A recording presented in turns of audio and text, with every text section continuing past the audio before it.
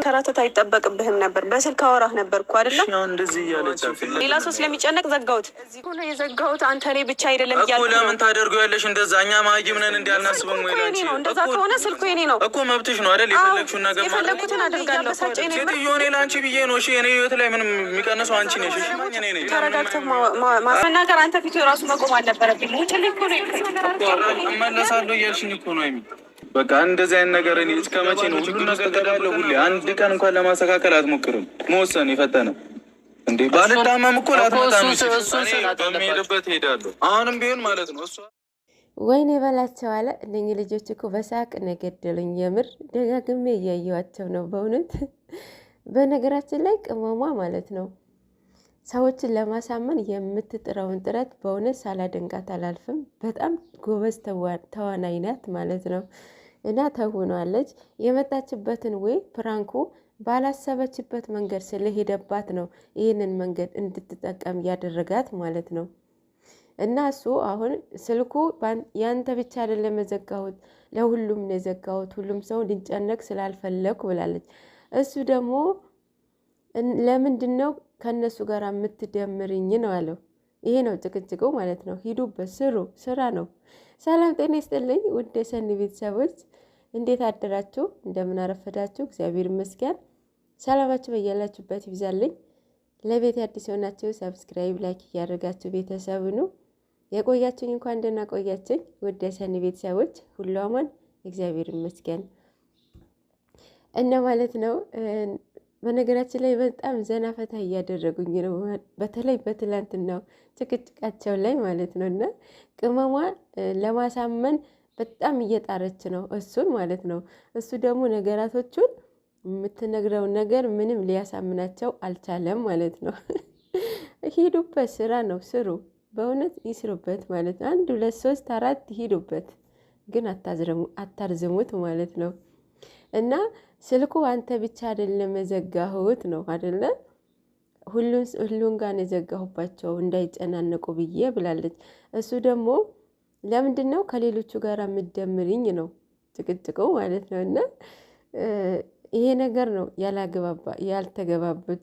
ሌላ ኧረ የእውነት በጣም ይመቻቸው። የእውነት ስሩ ማለት ነው። ስራ ነው፣ ይቀጥሉ በእውነት እንዴ። ስንት አሉ አይደል እንዴ ባልና ሚስት እያፋቱ በየቀኑ በሌላ በሰው ትዳር ላይ ቶፒክ እየመጡ ማለት ነው። እና ስለዚህ እርስ በራሳቸው ነው ይሄዱበት፣ ይስሩበት ማለት ነው።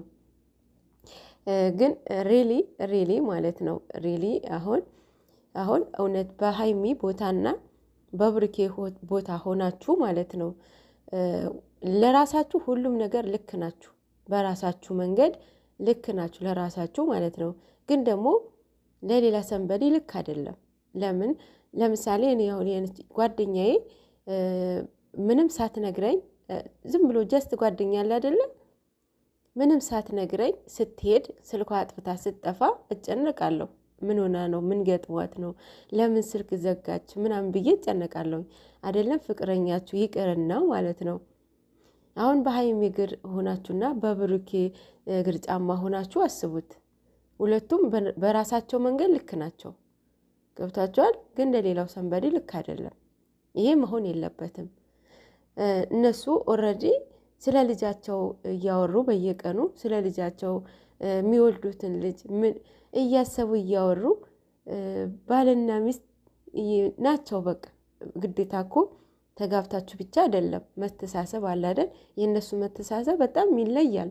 እሱ ለእሷ ታስባለች፣ እሱ ለእሷ ያስባልና የእነሱ በጣም የሚለይ ሪሌሽንሺፕ ውስጥ ናቸውና አሁን የእነሱ በራሳቸው መንገድ ያስተካክሉታል። ግን እናንተ በእነሱ የምትማሩት ነገር ምንድን ነው? ገብቷቸዋል? አሁን በእነሱ መንገድ እነሱ በአጭር ጊዜ የሚቋጩት ነገር ነው። እናውቃቸዋለን እኮ በራሳቸው ማንንም ሳያስገቡ በሆነ ነገር ቋጭተው ዛሬ ታያላችሁ ቋጭተው ይመጣሉ ማለት ነው።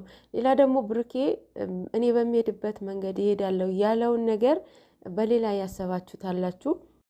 ሜቢ ጋሽዬ ከሆነ ማለት ነው፣ ምናልባት ጋሽዬ ከሆነ ሌላ ከጋሽዬ ውጪ ማንም ሰው አይደለም ማለት ነው።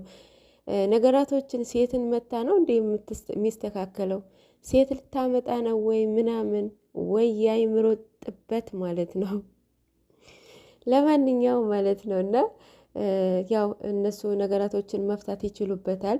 ባለፈው ብዙ ነገር ተምረው ስለመጡ ሶስተኛው ገና ያስገቡም አሁን እንደዛም አይረዝምም ማለት ነው እና ያው እሱ ከካሜራ ጀርባ ሁሉም ነገር አውርተው እንዲመጡ ነው ማለት ነው። ሌላ ጥርግ በል ድሮም ማስመሳይ ነው ምናምን የምትሉ ወይ ፍንክች ሁለቱም አይሰሟችሁ ማለት ነው። ሀይሚ በጭራሽ አሰማችሁም፣ እሱም አይሰማችሁም። እናንተ ዝም ብላችሁ ብትደክማላችሁ ማለት ነው እና ስራ ነው ይስሩበት። እናንተም ሰርታችሁ ተለወጡ፣ እነሱ ሰርተው እንደተለወጡ ማለት ነው እና ሰርታችሁ ተለወጡ ማለት ነው።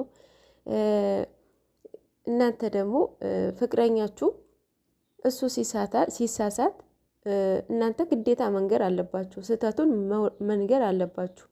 እናንተም ስትሳሳቱ እሱ የመንገር ግዴታው ነው፣ መብቱም ነው። ደግሞ መቆጣትም መብቱ ነው። እናንተ መቆጣታችሁ መብታችሁ ነው። ፍቅረኛችሁ እስከሆነ ድረስ በኋላ ባሌ ነው እስካልሽ ድረስ የመቆጣት መብት አለሽ፣ እሱም መብት አለው። እነሱ ሁለታቸው መብታቸው ነው መቆጣታቸው። ሁለታቸው ለምን የፈለጉት ነገር ቢያደርጉ መብታቸው ነው። ገብቷቸዋል።